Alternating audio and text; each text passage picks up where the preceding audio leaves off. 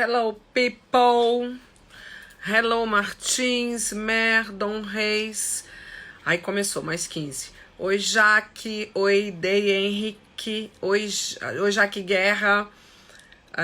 Oi, Jander. Boa noite, meu amor. 6 horas da tarde. Hora dos Ângelos. Acho que a pessoa que vai conversar com a gente pode explicar exatamente isso, o que significa essa hora. Hoje aqui na live do GNT, arrumei esse compromisso, né? Toda quinta, às 6 da tarde. De vez em quando a gente muda o horário para ajustar com a agenda de alguém, mas tudo bem, né? Eu vou conversar com uma pessoa. Já tivemos altas conversas. Semana passada foi maravilhoso. A psicanalista Maria Homem, papo tão bem servido, que está disponível no GNT, no YouTube do GNT. E hoje vai ser o pastor Henrique Vieira, que é autor desse livro aqui, O Amor como Revolução. Os cariocas tiveram a oportunidade também de ver ele no teatro, e ele me chamou muita atenção. Eu sou católica praticante, e ele, para mim, é uma das vozes hoje de fé mais impactantes que a gente tem no Brasil. Tomara que ele já esteja por aqui para ter ouvido isso, né? Vamos lá, vamos ver quem tá por aqui. Clênia, Bobados, Fábio, Val, Denis, Cindy, Whindersson, Paraná. Deixa eu ver se ele já pediu para dividir tela comigo. Patrícia Brito, você é parente. Ele já pediu para dividir tela e eu não quero perder um segundo dele, da voz dele, do carisma dele, da fé dele. Estamos aguardando, então, ele entrar. Podem fazer perguntas, viu? Olá, meu querido! Tudo bom? Tudo bem, Astrid, graças a Deus. Obrigado pelo convite, viu? Você sabe que eu sou muito sua fã, né? Se Obrigado. encaixar nas minhas coisas, porque, sobretudo, eu quero te ouvir, eu quero aprender com você, você me faz refletir. Antes da gente começar um papo, que eu nem me preparei, eu tenho tanta coisa, a gente tem um universo tão grande para conversar com você, mas antes, tenho essa observação para fazer. Hoje, quando a gente pergunta tudo bem, parece que a gente está com uma licença até para falar não, não está tudo bem. Comigo até tá tudo bem hoje. Tem estado tudo bem. Eu tive 2 momentos de baixa, mas tá tudo bem. E com você tá tudo bem? Já teve seu momento de baixa? Já deu uma chorada hoje ou não? Ainda não. Na verdade, eu já chorei por esses dias, sim. Semana que vem, faço aniversário, no dia 15 de abril, Ariano! ariano, e eu fazia aniversário junto com a minha avó, vovó Ruth, que se tivesse viva, faria 100 anos na quarta-feira. Ai, que Mas data! ela partiu em 2011.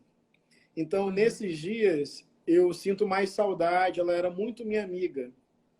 Uma pessoa que sempre me abençoou muito. Então, nesses dias, eu tenho andado com essa saudade da minha vovó Rutinha. Mas é uma saudade boa, em certo sentido, porque são lembranças maravilhosas que eu tenho dela na minha vida e na minha visão de mundo. Certeza, certeza. A avó acolhedora, né? Aquela que entende, aquele menino que devia ter muitos questionamentos, né?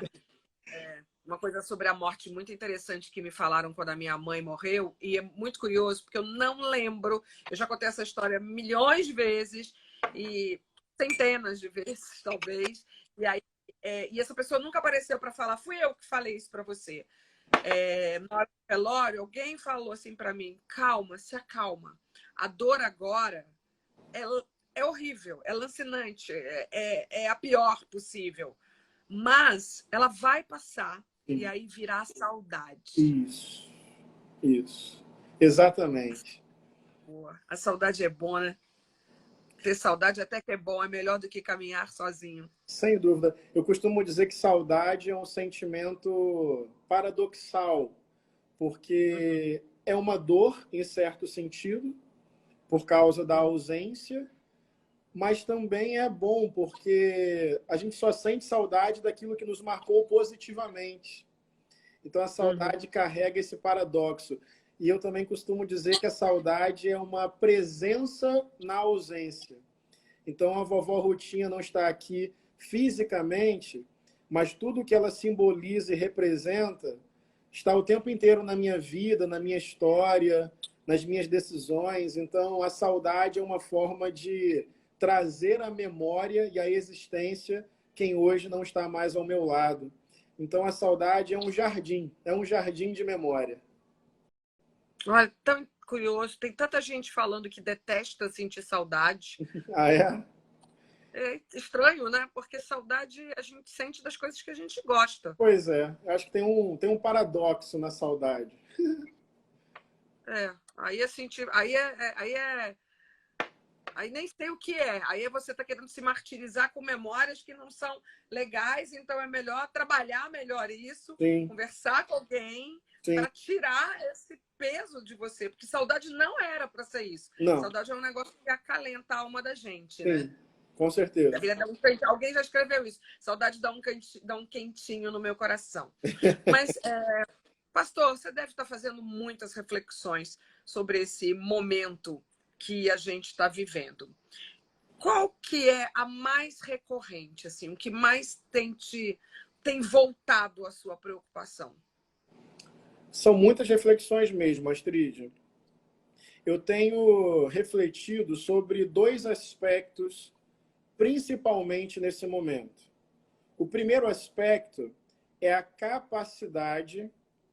Eu vou falar uma coisa aparentemente estranha, mas vai fazer sentido. Tá. A capacidade de gostar da solidão.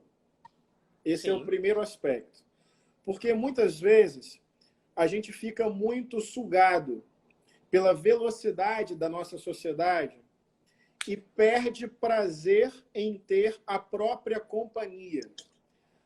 A gente perde a capacidade de olhar para dentro, de descobrir quem nós somos de verdade. São tantas aparências, são tantas exigências, são tantas mediações, é uma busca permanente por êxito, sucesso, aceitação.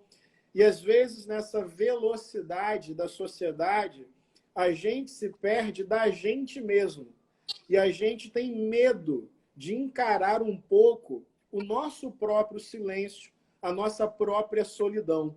Eu lembro que muitas vezes eu chegava em casa, ao longo da minha vida, e ligava o rádio ou ligava a televisão, Só para não ficar sozinho. mesmo que não fosse para ouvir rádio ou para ver televisão. Então, eu ia varrer a casa, eu ia lavar a louça, eu ia escrever algum texto, mas eu precisava de alguma voz que me fizesse companhia. Depois de um tempo, eu comecei a refletir sobre o significado disso. Por que eu não gosto do silêncio? Por que eu fujo do tédio? Por que um momento parado se torna tão angustiante? Então, a gente entra numa lógica, um projeto para fazer, mais um livro para ler, mais uma entrevista para dar, uma ligação que eu tenho que fazer, uma atualização das redes sociais. E até que ponto essa correria não é um escape para a gente não se encontrar com a gente mesmo, com a nossa própria condição? Então, a primeira... Os nossos pensamentos, sim, né? Sim. Então, a primeira reflexão que eu tenho feito é que para a gente aprender a olhar para fora, para a gente ter mais sensibilidade quanto à existência do outro, a gente precisa também ter coragem de passear pela nossa própria solidão. Mas não uma solidão destrutiva ou deprimente, mas uma solidão de quem aprende a se amar e a se empoderar e se expressar com autenticidade, com verdade própria, com seus desejos mais profundos, entendeu? Super, eu imagino que muita gente, eu já tive muito isso, mais jovem, antes do Gabriel, essa coisa de não querer ficar em casa, de querer ir para a rua, de querer encontrar gente. E hoje eu estou muito confortável no sentido espiritual da minha quarentena, porque eu e ele temos um relacionamento excelente e a gente se gosta e, ao mesmo tempo, a gente se respeita. A gente tô há horas sozinha aqui em cima no escritório, trabalhando. Ele estava lá embaixo, já acabou a aula, já está fazendo as coisinhas, brincando com os amigos, jogando lá qualquer coisa. e com tranquilidade de à noite, quando a casa está quieta e que acabou o home office, o homeschooling, eu lavar o banheiro, lavar a roupa, lavar a panela, as panelas que se multiplicam, eu ficar sozinha comigo mesmo, sem precisar, às vezes, sequer ouvir uma música, que é um bom programa. Sim. Mas eu sozinha comigo mesmo, assim, né? Sim. Ouvindo o silêncio das ruas. O silêncio está tão bom, né? Sim. Tem uma música, Astrid, que eu gosto muito. É um cantor chamado Ângelo Mundi. Até quem quiser pesquisar depois, Ângelo Mundi. Ele tem letras lindas. E ele tem uma música sobre a insônia, que é belíssima. O nome da música é O Sono Não Veio. E quando o sono não vem, quando a gente atravessa a madrugada na insônia, acaba sendo um convite para esse lugar do encontro consigo, do bate-papo consigo. E no final da música, ele vai falando sobre o sono não veio, ele fala assim: o sono não veio, mas não tem problema, porque nesse momento caem encantos, crescem contos e nascem poemas. Eu acho isso lindo. Nesse momento do silêncio que incomoda, também é uma oportunidade para uma criação própria. Ele fala: caem encantos, crescem contos e nascem poemas. Então, eu estou refletindo muito sobre a importância de um encontro honesto e íntegro com a nossa solidão, com a nossa fragilidade, com um certo desamparo que atravessa a vida. Porque esse desejo de dominar todas as variáveis da vida, ele é um desejo perigoso. A gente acabou de perceber que não tem. Não tem, né? Como. Um vírus microscópico muda toda a agenda de um mundo inteiro. É muito, muito, muito impressionante. Sim, sim. A gente vai ter muitas reflexões sobre isso. Sabe uma coisa prática que eu comecei a fazer, que eu já tinha perdido esse hábito há muitos anos também? Eu estou escrevendo um diário. Olha só. Eu estou escrevendo meu diário da quarentena, que é essa conversa sua com você mesmo. Nem tudo eu posso conversar com uma criança de 11 anos, ou não, e tá ali, tá registrado, e dá um alívio e o sono vem melhor, né? A gente está falando da insônia, que é um dos grandes males da sociedade, e que eu imagino que tenha piorado, só pode ter piorado nesses tempos duros aí que a gente está vivendo. Eu gostaria de conversar com você sobre empatia e compaixão. Eu refleti muito sobre isso. Eu sempre falei muito sobre empatia, que a gente precisa ser empático, eu e muita gente, né? Se colocar no lugar do outro. Mas existe uma diferença muito grande entre empatia e compaixão, que para mim é o grande exercício do momento. A compaixão é a gente deixar de só se colocar no lugar do outro para fazer pelo outro. Uhum. Eu acho que a sociedade, a gente tem que, quem ainda não botou a mão na massa, tem que botar a mão na massa, porque não dá mais para a gente fazer, né, o macaquinho, o cego, surdo, mudo, diante do que a gente está vendo dessa diferença social avassaladora que a gente tem no país, né? Exatamente, Astrid. Na verdade, infelizmente, a nossa sociedade tem anestesiado os nossos sentidos, tem colocado num sono profundo a nossa capacidade de sentir a dor do outro. É o individualismo, é a competição, é a rivalidade permanente. O outro é potencialmente um inimigo, não potencialmente um amigo. Então, a gente tem mais medo do próximo do que desejo de conhecer para produzir uma amizade. Então, a gente vive numa sociedade que vai naturalizando tragédias. Tragédias que são cotidianas, como a fome, a miséria, a desigualdade social, a crise dos refugiados, dos imigrantes, a situação dos indígenas, o feminicídio no Brasil, que é alto, que é grave, que é absurdo, a violência contra LGBTs, o racismo estrutural, ou seja... O povo da rua. A situação das pessoas de rua. Eu costumo dizer o seguinte: uma pessoa eu lembro de uma matéria de jornal, faço questão de citá-la. Na minha cidade de origem, Niterói, tem uma avenida principal chamada Avenida Amaral Peixoto. E eu lembro de uma matéria de jornal que era assim: moradores de rua atrapalham o trânsito de pedestres na Avenida Amaral Peixoto. Essa chamada. Daí eu fiquei pensando assim, morador de rua se trata de um ser humano sem teto, sem casa, sem abrigo, numa situação miserável, possivelmente num limite da vida. Esse ser humano, nessa situação, segundo esse olhar dessa matéria, vira um obstáculo, um problema para quem está passando. Então, ele atrapalha uma pessoa como um caco de vidro, como uma casca de banana, como uma garrafa.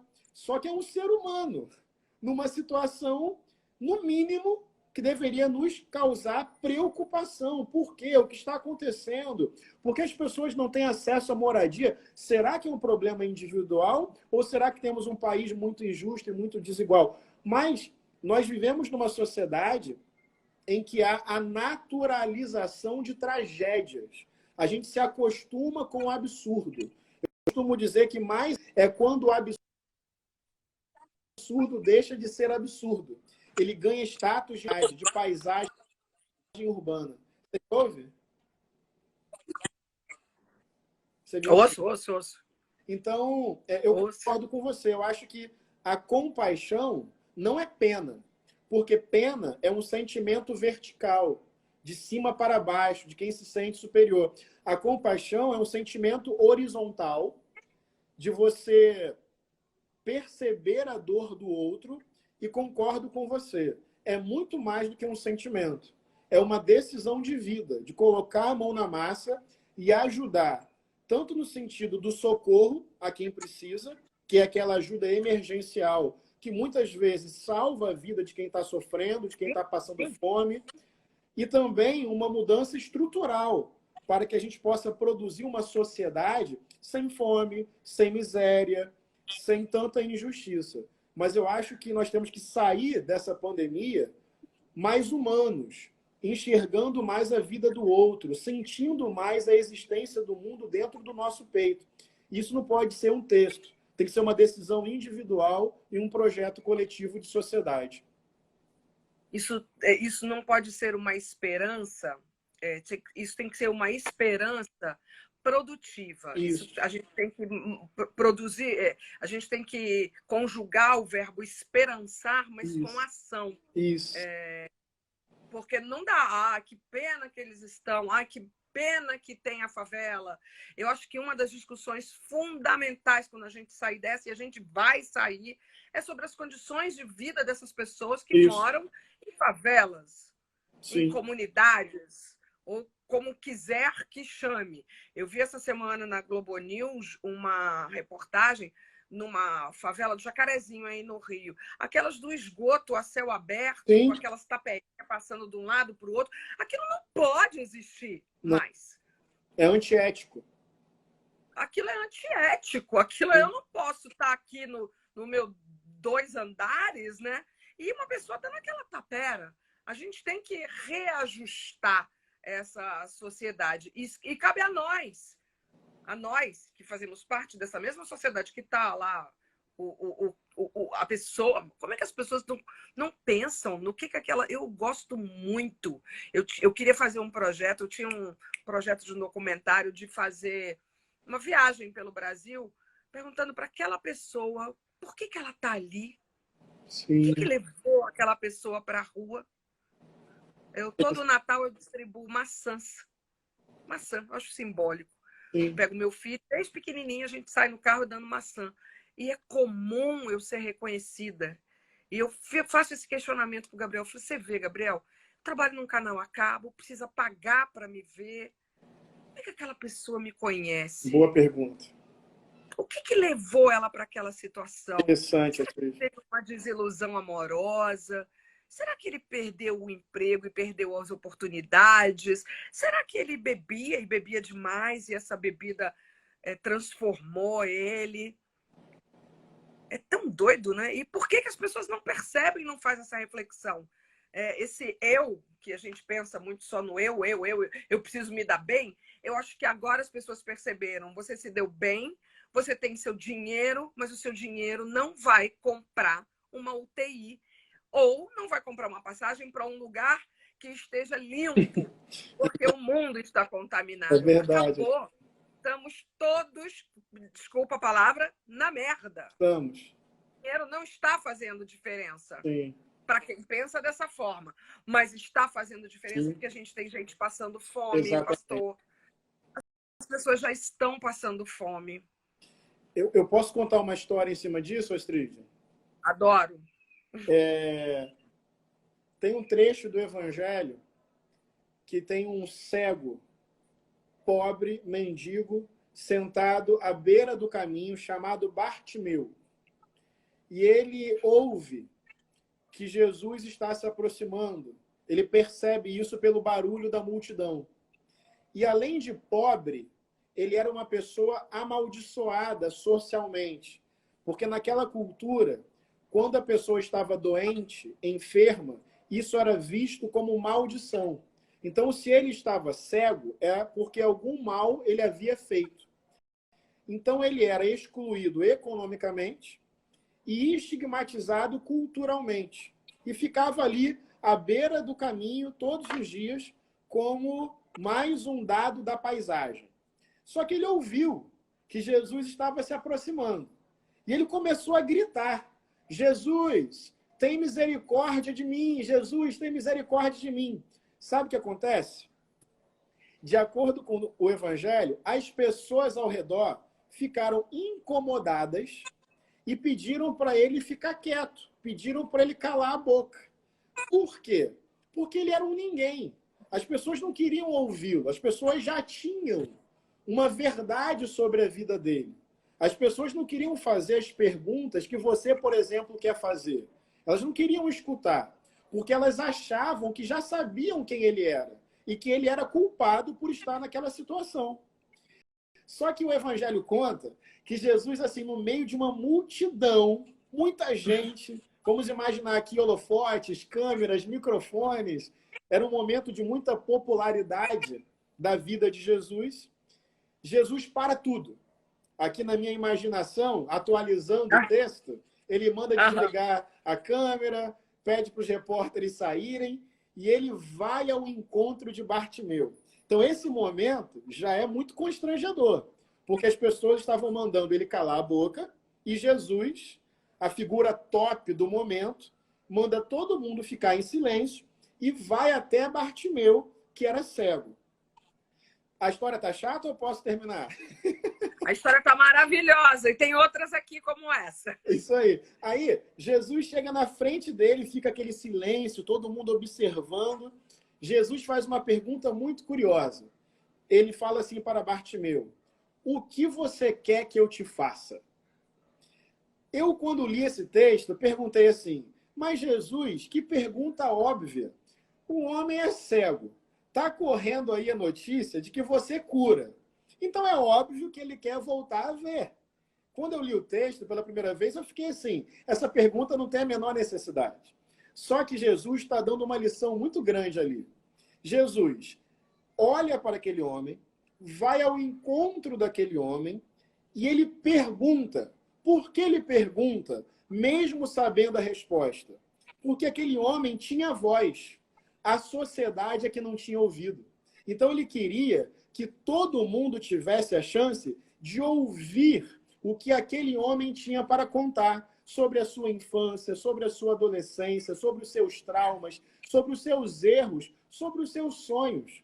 Então Jesus pergunta para que o silêncio coletivo acontecesse e aquele homem excluído pudesse falar e toda a sociedade pudesse ouvir o que ele tinha a dizer. O final da história é que Jesus cura aquele homem e ele se levanta e diz o texto que ele entra no meio daquele grupo, sai em comunhão louvando a Deus. Ou seja, o evangelho é cheio de símbolos. Mais do que a interpretação literal, tem sinais. O que importa ali? Um homem excluído deixado de lado, que ninguém prestava atenção, sai no meio de um grupo, identificado com um projeto coletivo e amando a si mesmo.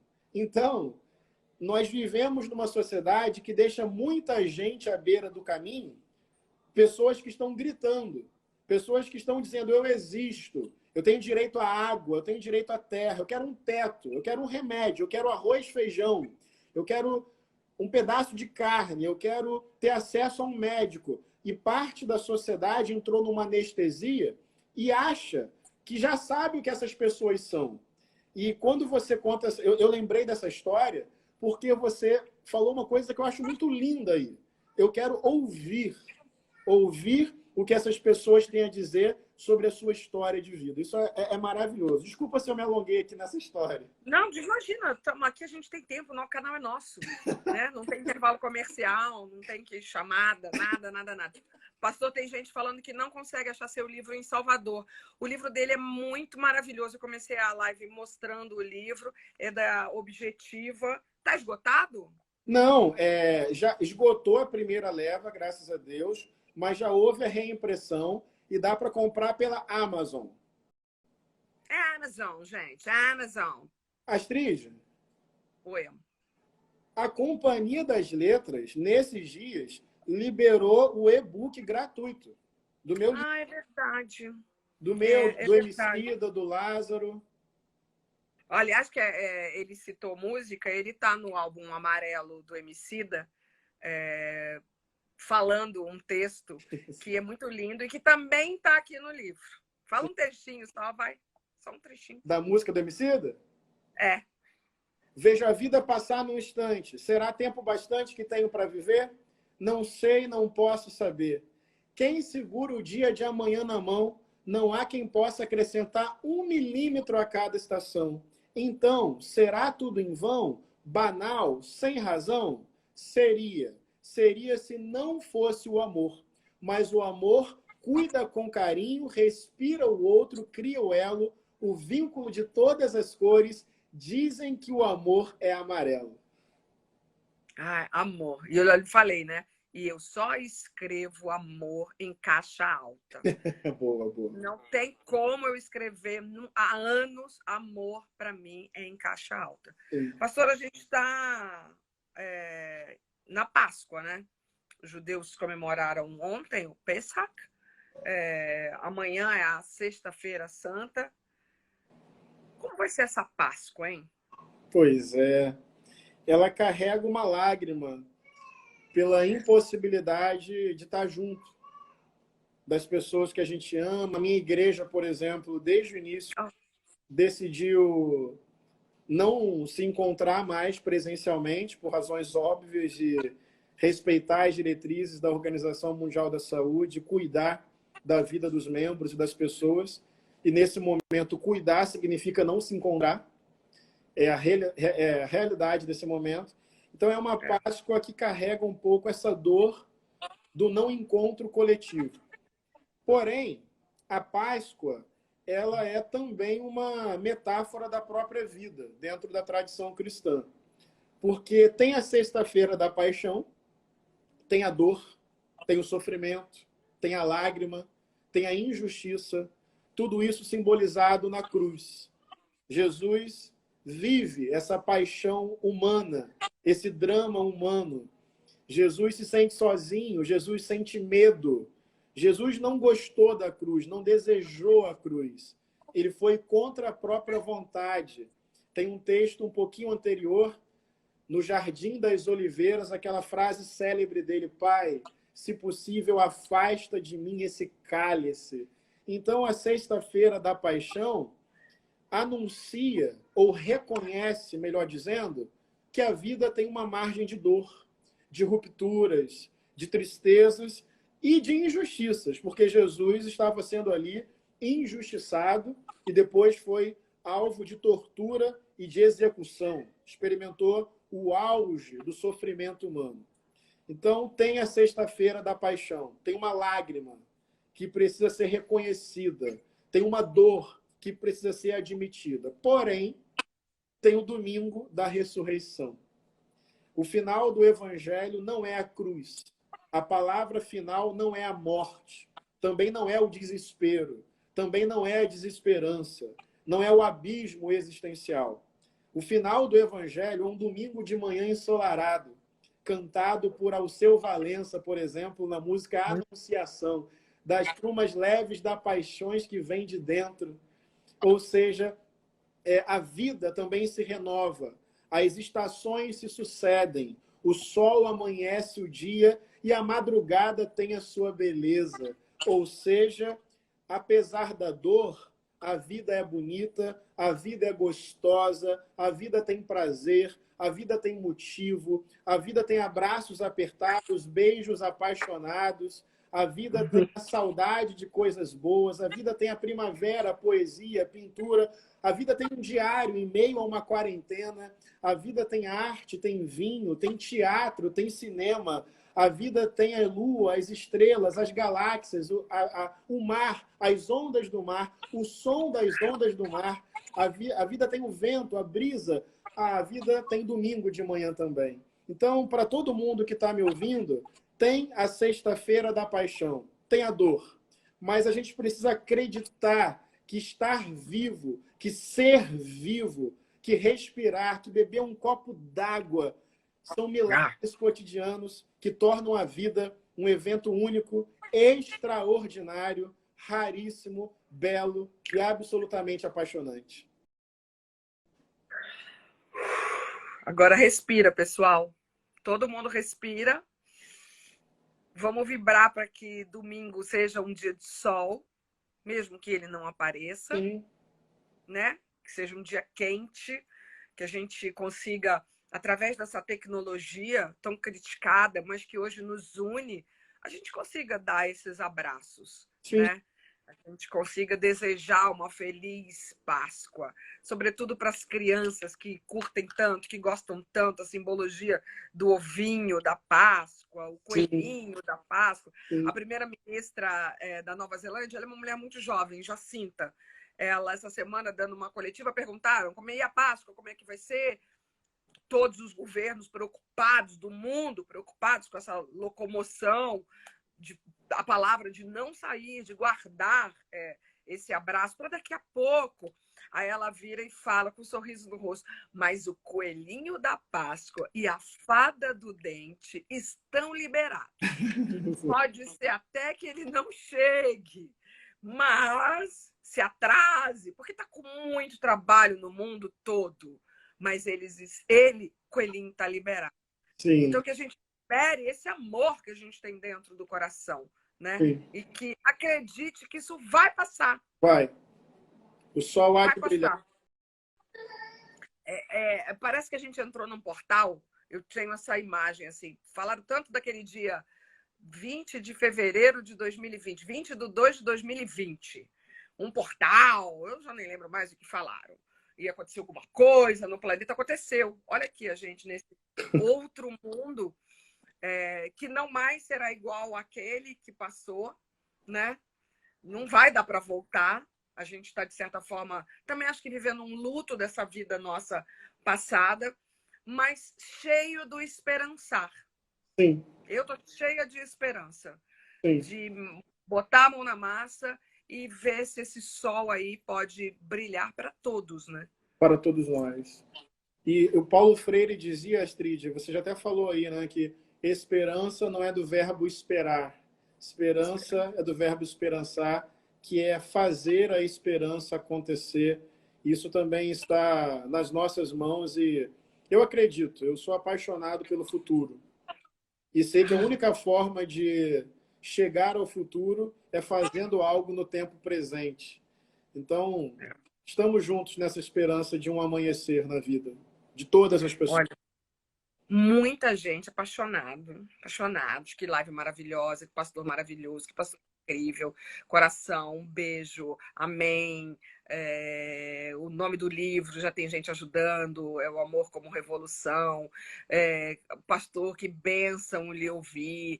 Eu acho que já passou um aqui falando, eu ando muito triste, eu não consigo acreditar, eu não consigo Pastor Henrique Vieira, VCZ Tavares, fala só mais uma última palavra de esperança. Foi tão lindo já tudo que você falou, mas só para você ter a última palavra, o seu boa noite para a gente. Tá, Astrid, eu quero primeiro te agradecer, viu? Sempre que eu converso com você, eu me sinto mais em paz. Você é uma pessoa que você transmite paz de maneira muito sincera. Parece que a paz nasce do teu coração, atravessa teu olhar e tuas palavras e invade quem te vê e quem te ouve. Então, obrigado, porque isso parece não, isso é muito verdadeiro, vem da tua essência. Então, obrigado, tá? Por mais esse encontro mesmo à distância. Obrigada a você, obrigada a você, obrigada a você. Tá certo. A palavra de esperança que eu quero deixar com todo mundo que está vendo a gente, eu quero lembrar de momentos críticos da história humana que foram superados. É importante ter isso em mente agora. O povo negro já foi alvo de séculos de escravidão. Imagina só, tamanha injustiça. E mesmo assim, esse povo atravessou, lutou e está vivo, de pé, afirmando a sua vida. Quantas mulheres, Astrid, submetidas à fogueira da Inquisição, tendo seus corpos jogados no fogo por causa da sua paixão, da sua liberdade, da sua espiritualidade. Se vocês estão aqui hoje, mulheres, é porque em momentos críticos da história, outras mulheres olharam para frente, não desistiram e anunciaram um futuro diferente. O que falar dos povos indígenas, minha amiga, que foram dizimados em nome do projeto colonizador? Se esses povos ainda existem, é porque em muitos momentos eles precisaram levantar o peito, erguer a cabeça, olhar para frente. Eu estou olhando para esses exemplos históricos como exemplos de esperança em meio ao desespero. Pessoas que, diante do fuzil, do porão do navio, da fogueira da Inquisição, amaram tanto a vida que, a despeito da dor, anunciaram o futuro. Agora é uma pandemia. É um vírus microscópico revelando a nossa fragilidade, o limite da humanidade. Mas eu acredito, amiga, que respeitando o nosso limite, nós podemos criar um mundo bem melhor. Podemos atravessar esse tempo nebuloso e construir uma sociedade mais justa, mais solidária, mais fraterna, que todos os corpos sejam respeitados, todas as vozes sejam ouvidas, todas as crianças sejam bem alimentadas, um mundo de coelhinhos da Páscoa, fadas, brincadeiras, arte, poesia e pão na mesa de todo mundo. Então vamos atravessar com lágrimas, mas com esperança sempre. Obrigado, estamos juntos, um fraterno abraço. Meu muito obrigada, sinta-se abraçado. Daqui a pouco a gente vai poder fazer isso, porque vai passar. Vai E o passar. importante é que a gente espere esse vai passar, se possível, os que podem, dentro de casa. Isso. A gente está olhando para vocês, a gente está agradecendo aos que estão na rua e eu estou fazendo o possível para ajudar os que se aproximam de mim, assim como o pastor com as suas belíssimas palavras. Uma forma de ajudar é essa, é manter essas conexões. A gente não vai deixar vocês na mão, né? Isso aí. Muito obrigada. Beijo para a família. A neném já estava gritando. Sim, A neném deu ar da graça. Beijo, fica com Deus. Fica com Deus. Tchau, tchau. Ajudou? Ó, um monte de gente te agradecendo. Ajudou? Parabéns, muito obrigada. Eu tenho pedido para o GNT salvar essas lives, colocá-la no canal do YouTube, porque são palavras que a gente precisa. Eu, por exemplo, agora louca para reouvir o que ele falou, porque tô na paz, tô cheia de esperança, tô cheia de amor, mas graças a palavras como a dele. O livro é esse aqui, O Amor em Forma... Opa! O Amor em Forma de Revolução. Ele deu o toque que a Companhia das Letras tinha disponibilizado no formato e-book, o que eu acho sensacional, que você pode ler aí nessa sua... Eu vou salvar no celular, claro. Que a gente pode ler aí nesse nosso isolamento voluntário. Se a gente não se cruzar mais por aqui, a gente se cruza no meu Astrid Fontenelle. Quarta-feira que vem a gente está de volta com o Saia Justa, e na semana que vem, dia 15, que é quarta, tem a estreia da nova temporada do Chegadas e Partidas. Amor, prepare o seu lencinho. Estamos todos assim com o coração um pouquinho mais molezinho, né? Então, ali é o meu exercício do ouvir muito mais do que falar, né? Então, o Chegadas e Partidas dessa temporada, que foi gravado no final do ano passado, no segundo semestre do ano passado, porque se fosse agora eu estaria lascada, não poderia ter feito o programa de forma nenhuma. Nem sei quando vou poder fazer de novo, quando é que eu vou poder sair na rua para gravar e abraçar e chegar tão pertinho das pessoas como é o formato daquele programa. O nome do livro eu posso repetir, Simão: O Amor como Revolução. O Amor como Revolução. Só o amor como revolução, gente. Só o amor como revolução. Um beijo. Feliz aniversário para alguém. NDGBR. Feliz aniversário para quem está fazendo aniversário hoje. Eu fiz semana passada. É uma sensação diferente. O pastor vai fazer aniversário semana que vem.